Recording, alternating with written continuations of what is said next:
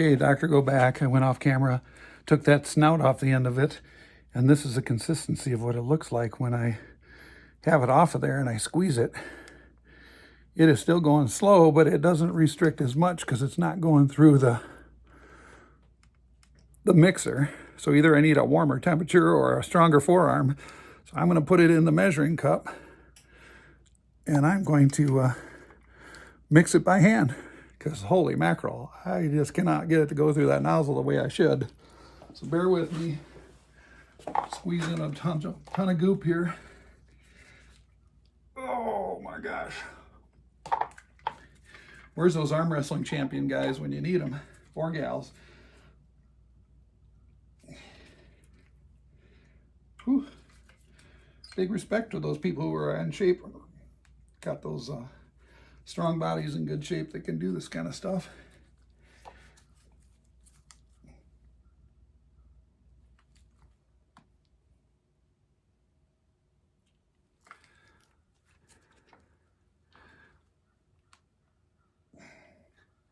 I should have practiced with this a long time ago just to see how it went, but I hated to open a tube without having a project.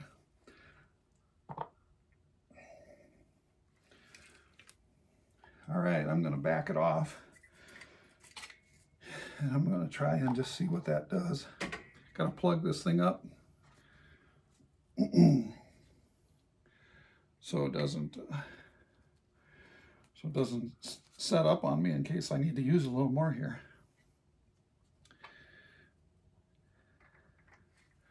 Alrighty, let's go to mixing and see what happens.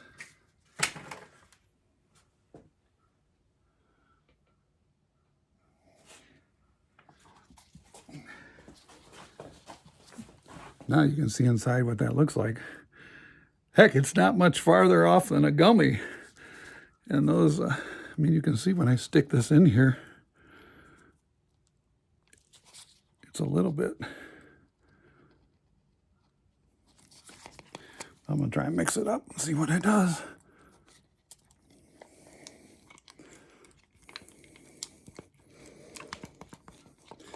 Didn't say anything about the time it takes. It just looks like you mix it so the colors go from white and amber, and you just try and get it so it looks the same. Trying to hustle up here. I don't want things to set up on me before I'm ready to go here.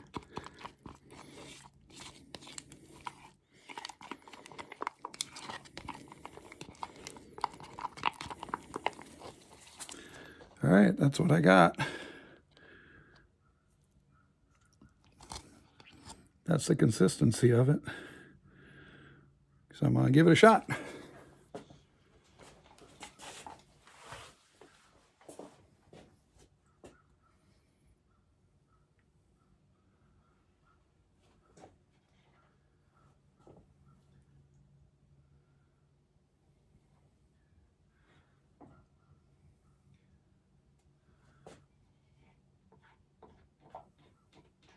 It's obvious I have no idea what I'm doing, but I'm going to give it a shot. We'll figure it out.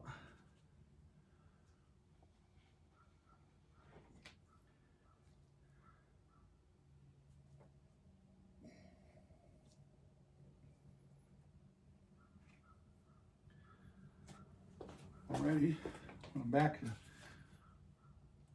try this razor teeth and saw teeth and see what happens.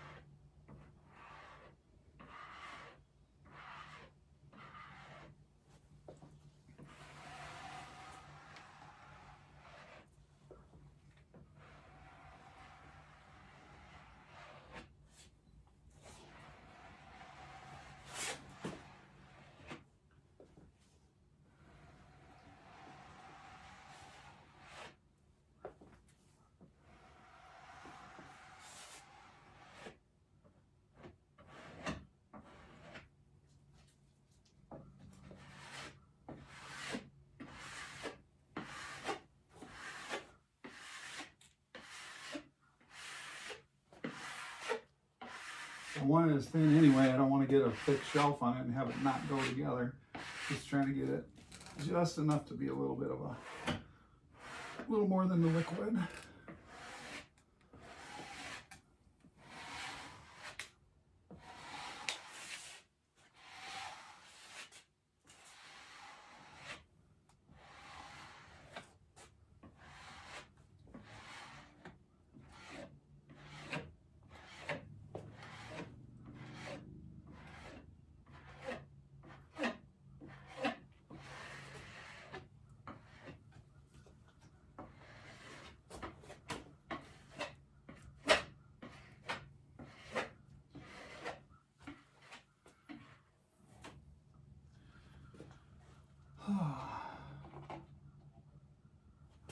Well, Dr. Go's not too fast today, but I got to keep rolling.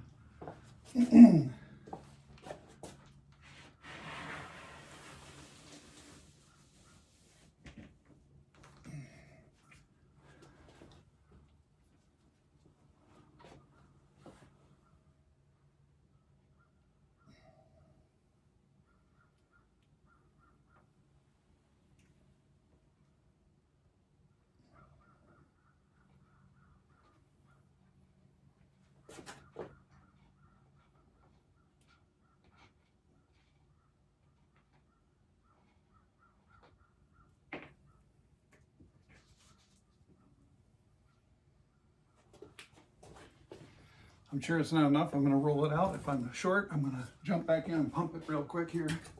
See what happens. Let me just get it all wet. It's not going to be enough, I'm sure. You can tell by just looking at it because I used more than half on the first one. But nonetheless, let's just roll it out and see what happens. See how fast I can move them. Old Dr. Go needs to pick up the pace here.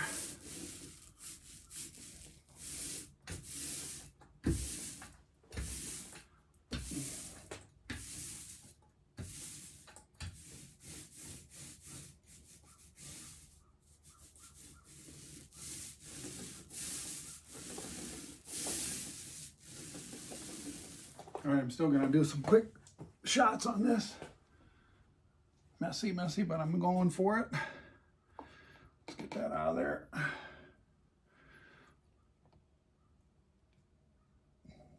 And I'm doing 1-to-1 ratios on the pumps because they're pre-measured between the activator and the actual epoxy. So I do one of each, go back, one of each again.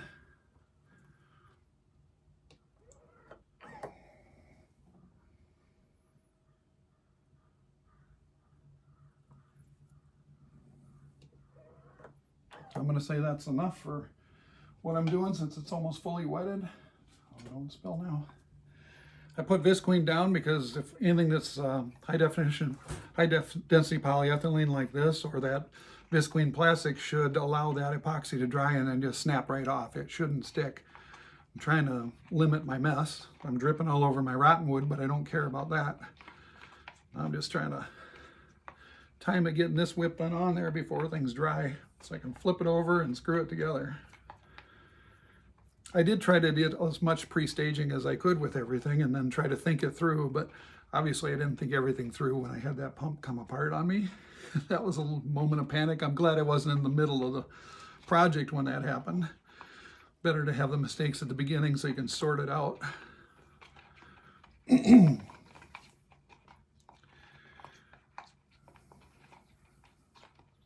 This is bubbly. I'm doing it fast. If it was a finished thing on a deck or something that you want to see, you'd have to work it and roll it slow and get those bubbles out of it.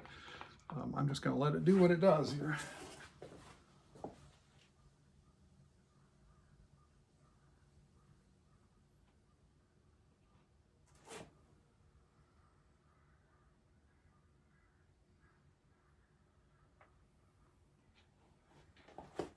I'm going to go ahead and save just a touch of that so I can use it on that other thing I scraped.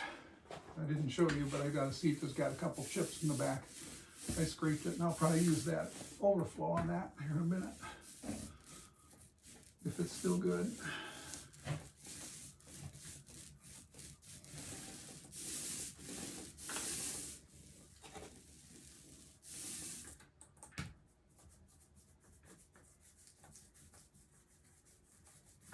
I'm sure anyone who's a varnisher or painter knows that I know nothing about what I'm doing, and my techniques is not the proper technique for any of this, but I'm just trying to get the coverage on here, trying to get it uniform, make sure everything is wet and not dry,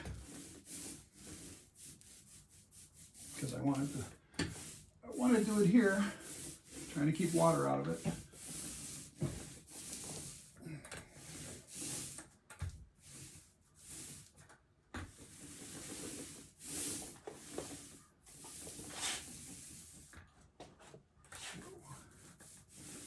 Trying to not have any cold joints. So here we go. I'm going to flip that piece over.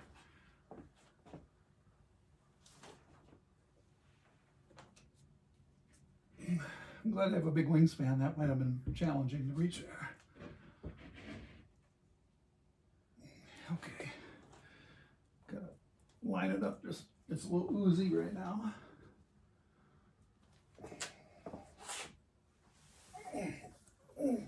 This is the only time I ever lift weights, is to use them on a project. They're too darn heavy to exercise with for me. If I'd used them more, I could have been able to do that caulk a little easier. To get this lined up, I pre-drilled and pre-piloted. I'm hoping I can just get those to zip right in there. So let's see what happens.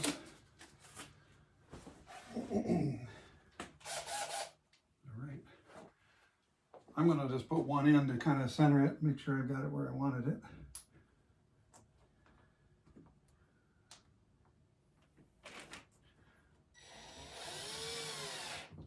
I'm just using these two pilots so it doesn't walk around, then I'll use the other one, zip them in, and then I'll take it apart.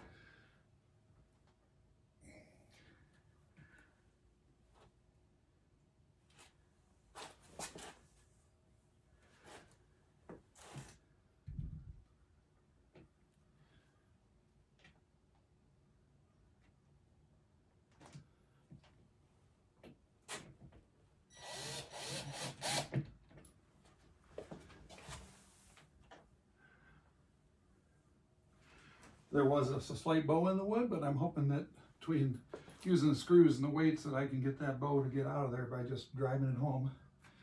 And I'll be laying over this, so I don't care what it ends up looking like. I don't have it preset, so.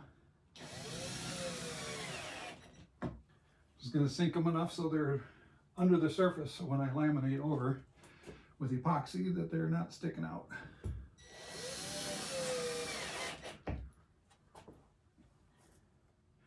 The reason I'm using this pile is these screws are just a touch too long, so I nipped the nose of them off so they wouldn't protrude through the other side.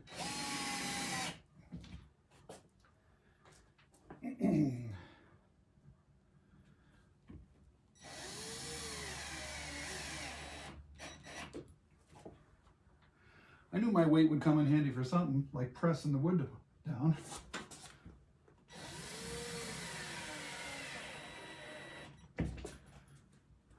Again, I piloted the top one so the shank drops through and it just bites in the second one.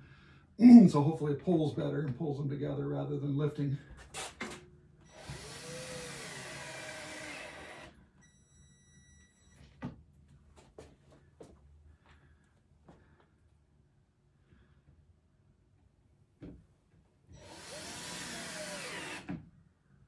I'm going to pull these end caps out because they were just guides and I don't want it to lift. Just working my way out like I'm putting a set of heads on a car where you're trying to ease your way out and go. Not quite as delicate as that, of course.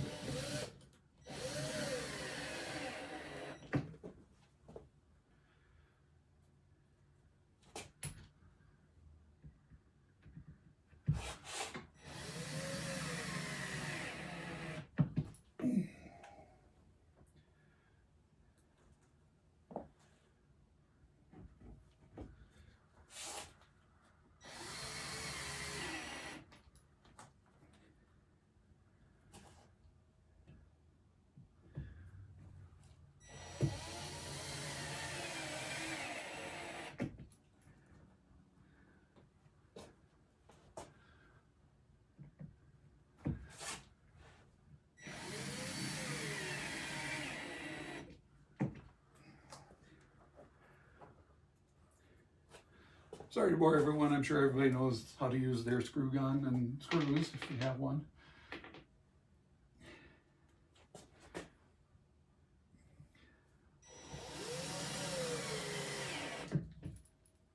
Hey, at least I got one to have the Go juice pop up through the hole, so at least I got a little saturation. It probably was a little thick in one spot. The rest of them are kind of dry, so again, I probably, if I was really thorough about doing like a boat, I probably would have needed to dip the screws so they'd be sealed in it, but I'm going to seal cap it, and again, I'm just going to sit on it.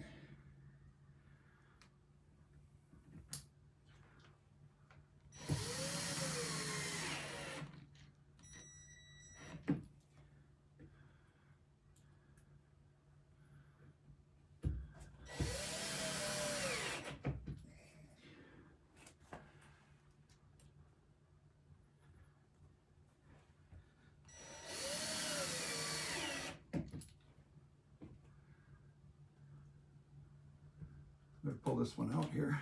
That was that long one. Don't want it to hold up the show.